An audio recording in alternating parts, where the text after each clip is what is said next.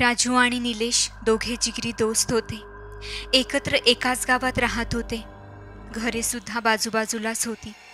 त्यातला राजू थोडा भित्रा, तर निलेश खूप हुशार आणि कशालाही न घाबरणारा होता. यार राजू, स्मशानात भूत असते असे म्हणतात, ते खरे असेल का रे? निलेशने सहज विचारले. काय माहितले का, पण असतील. गावात तो पाटील आहे ना, पाराजवळचा, त्याच्या बायकोला झपाटलं होतं. कसे करत होती ती, बापरे. डोळे सफेद केले होते, तोंडातून एक वेगळाच आवाज काढत होती. तिला कशाचे भान नव्हते बघ. मध्येच हसत होती, मध्येच रडत होती. तिला बघून तर मी 2 दिवस आजारीच पडलो होतो, राजू घाबरत म्हणाला. सांगताना सुद्धा त्याच्या अंगावर भीतीने काटा उभा राहिला होता. हे मला कसं माहीत नाही रे, मी कुठे होतो तेव्हा? आश्चर्याने निलेशने विचारले. तू मामाकडे गेला होता गरमीच्या सुट्टीमध्ये, आणि नंतर मी विसरलो तुला सांगायला. भगत आला आणि त्याने ठीक केलं तिला, राजूने सांगितलं. माझा तर विश्वास नाही बघ या भूताप्रेतांवर. जोपर्यंत मी अनुभवत नाही किंवा पाहत नाही, तोपर्यंत आपला विश्वास नाही बसणार बघ, निलेश म्हणाला. कधीतरी समोर येईल तुझ्या, तेव्हा तुला समजेल भूत असते की नाही ते, राजू म्हणाला. काही वेळ शांततेत गेला आणि अचानक निलेश ओरडला. एक कल्पना आली आहे माझ्या डोक्यात. कल्पना? आणि ती काय? राजूने विचारले. निलेशने उत्साहाने विचारले. अमावस्या? आणि ती तुला का हवी आहे? राजूने न समजून विचारले. तू सांग तर खरं, मग मी सांगतो का ते, निलेश हसत म्हणाला. नक्कीच ह्याच्या डोक्यात काहीतरी भयानक शिजत आहे, मनात विचार करून राजू म्हणाला. 2 दिवसांनी आहे अमावस्या, पण तुला का हवी आहे? राजूने चिडून विचारले. कारण ह्या 2 दिवसांनी येणाऱ्या अमावस्येला आपण दोघे गावाबाहेरच्या स्मशानात जाणार आहोत भूत पाहायला, उत्साहित होऊन निलेश म्हणाला. पण त्याची वाक्य ऐकून राजूला भीतीने घाम फुटला. काय? गावाबाहेरच्या स्मशानात, ते पण अमावस्येला? ए बाबा, तुझं डोकं ठिकाणावर आहे की नाही, का पूर्ण बाद झालं आहे? काही पण बडबडतोयस, राजू चिडून म्हणाला. माझे डोके ठिकाणावर आहे आणि मला चांगलेच माहीत आहे मी काय बोलतोय. हे बघ, मला या सर्वांवर विश्वास नाही आणि मला हे पाहायचेच आहे की हे जे काही माणसे बोलतात ते खरे आहे की सर्व धोटांड आहे, निलेश म्हणाला. बाबा, तुझ्या या शोधापायी आपला जीव गेला नाही म्हणजे मिळवलं, राजू घाबरून म्हणाला. अरे काही होत नाही रे, हवं असेल तर एक काम कर, तू आत येऊ नकोस, बाहेरच थांब, मग तर झालं. का घाबरतो तू एवढा? निलेश हसत म्हणाला. घाबरत असे काही नाही रे, पण थोडी भीती वाटते बस, बाकी काही नाही, राजू अडखळत बोलला. कसे जायचे, कितीला जायचे, कुठे उभे राहायचे, सर्व त्या दोघांनी ठरवलं. ती अमावस्येची रात्र उजाडली आणि दोघे तयार झाले. दोघांनी एक विजेरी लपवून सोबत घेतली आणि घरी सांगितले की ते अंगणात झोपणार आहेत. गरमीचे दिवस सुरू होते, त्यामुळे घरचे सुद्धा तयार झाले. रात्री दोघांना झोप लागत नव्हती. ते आजूबाजूचा कानोसा घेत जागे होते. सर्व झोपी गेले ते पाहून दोघे उठले. नील्या, अजून विचार कर बाबा, काही भलतं चलतं झालं ना तर, राजू हळू आवाजात बोलला.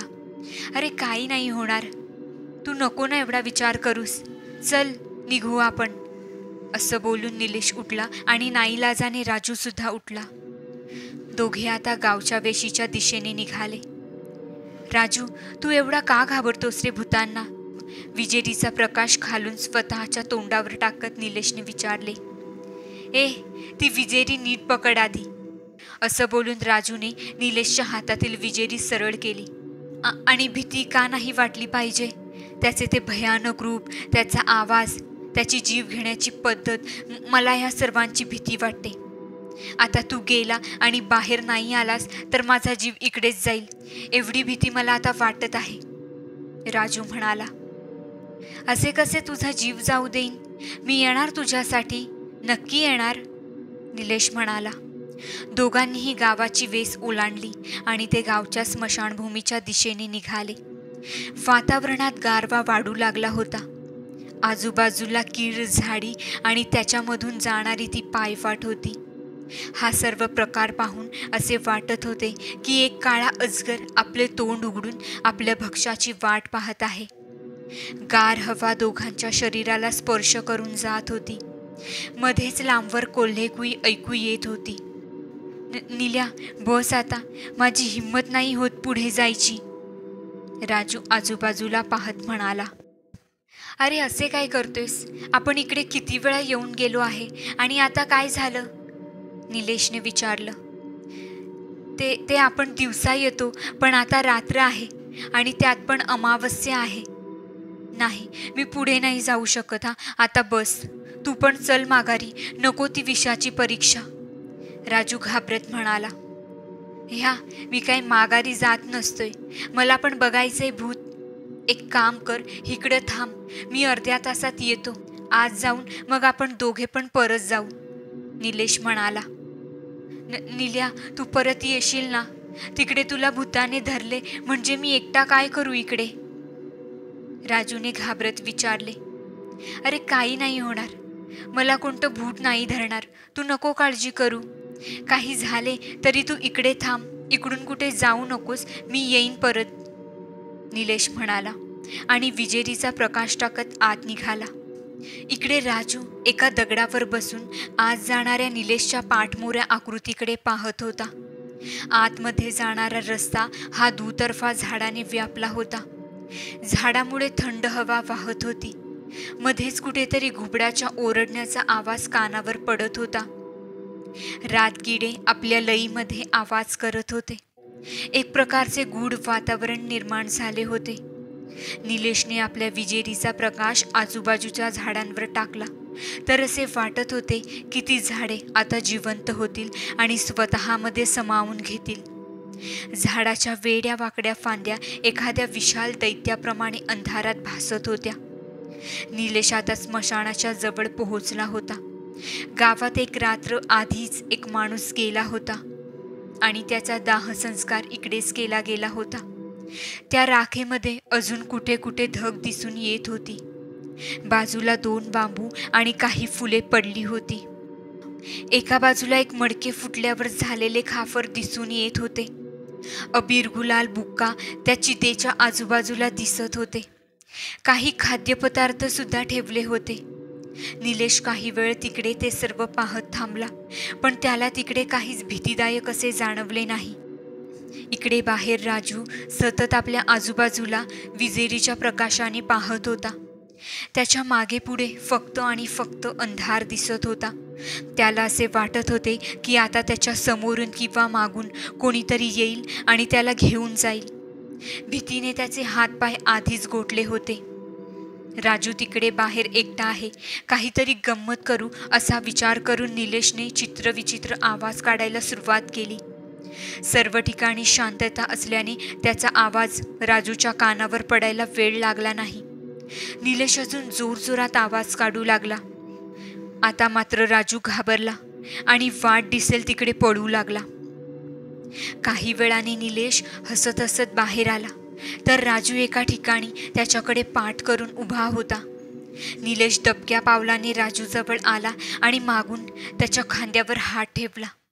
त्याला अपेक्षित होतं की राजू दचकून मागे पाहिल, पण असे काही झाले नाही. तो शांत उभा राहिला होता आणि सावकाश मागे वळला. अरे राजू, तू चक्क घाबरला नाहीस? निलेशने आश्चर्याने विचारले. नाही, तुला का घाबरू मी? मला माहीत होतं इकडे तुझ्याशिवाय कोणी नसणार, राजू थंड आवाजात म्हणाला. मगाशी आवाज ऐकले का? किती भयानक येत होते, मी तर खूपच घाबरलो, निलेश म्हणाला. त्यात काय घाबरायचे? तूच बोललास ना, भूत वगैरे काही नसते. इकडे बसून मी खूप विचार केला आणि ती गोष्ट मला पटली म्हणून मी नाही घाबरलो, राजू हसत म्हणाला. शाब्बास, आता शोभतोयस माझा मित्र, असं बोलून निलेशने राजूच्या पाठीवर थाप मारली. तसे त्याला काहीतरी विचित्र जाणवले. पण जास्त विचार न करता दोघे घराकडे निघाले. राजू, मी माझा मुद्दा सिद्ध केला. भूत वगैरे काही नसतं बघ, निलेश म्हणाला. हो, तू बोलतोस ते बरोबर आहे. मला पण पटलं भूत नसतं. राजूने निलेशला दुजोरा दिला. हवेत जरा गारठा आला आहे ना, बहुतेक पाऊस पडेल. आपण घरात जाऊन झोपू, निलेश म्हणाला. आणि राजूने त्याला मान हलवून फक्त होकार दिला. दुसऱ्या दिवशी सकाळी, निल्या, ए निल्या, अरे उठ निल्या, निलेशची आई त्याला उठवत म्हणाली. आई, झोपू दे ना, निलेश अंगावर चादर घेत म्हणाला. अरे उठ, आधी तो शेजारचा राजू कुठे आहे, निलेशच्या आईने विचारले. कुठे म्हणजे त्याच्या घरी असेल ना, निलेश चादरीच्या आतून बोलला. नाही, तो घरी नाही आहे. काल रात्री तुम्ही दोघे अंगणात झोपला होतात. तू घरात आला पण तो आला नाही, निलेशची आई त्याला म्हणाली. तिचं हे वाक्य ऐकून निलेश खाडकन उठून बसला. नाही आला म्हणजे माझ्या समोर तो घरात गेला, निलेश आश्चर्याने म्हणाला. नाही, तो घरात आलाच नाही. त्याच्या घरचे त्याला शोधत आहेत. तुला पण विचारत होते, निलेशच्या आईने त्याला सांगितले. तसे निलेश बाहेर आला. निल्या, पोरा राजूला पाहिलंस का रे, राजूच्या आईने रडवेला स्वरात विचारले. अहो काकू, कालच आम्ही मध्यरात्री घरात आलो, निलेश म्हणाला. घरात? पण राजू घरात आलाच नाही रे. कुठं गेलं असेल रे माझं पोर, कुणास ठाऊ, राजूची आई रडत म्हणाली. निलेशने काहीतरी विचार केला आणि तो पळत स्मशानभूमीच्या दिशेने निघाला. जिकडे काल निलेश उभा होता तिकडे तो पोहोचला आणि त्याने आजूबाजूला पाहायला सुरुवात केली. आजूबाजूच्या झाडीमध्ये त्याने शोध घेतला असताना त्याला राजूचे प्रेत दिसले.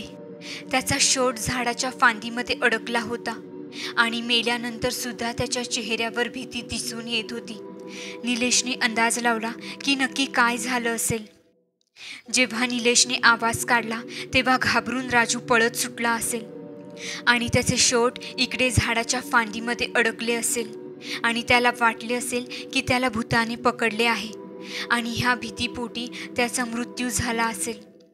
पण मग जो माझ्या सोबत घरी आला तो कोण होता, निलेश विचार करत राहिला आणि राजूने आपले म्हणणे सिद्ध केले होते. तर मित्रांनो, स्मशानभूमीत एकटं जाण्याची चूक तुम्ही कधी करू नका. पण तुमच्यापैकी कोणी गेलं आहे का स्मशानात? आणि तुमचा प्रतिसाद आम्हाला कमेंटमध्ये जरूर कळवा आणि चॅनेलला सबस्क्राईब करायला विसरू नका. धन्यवाद.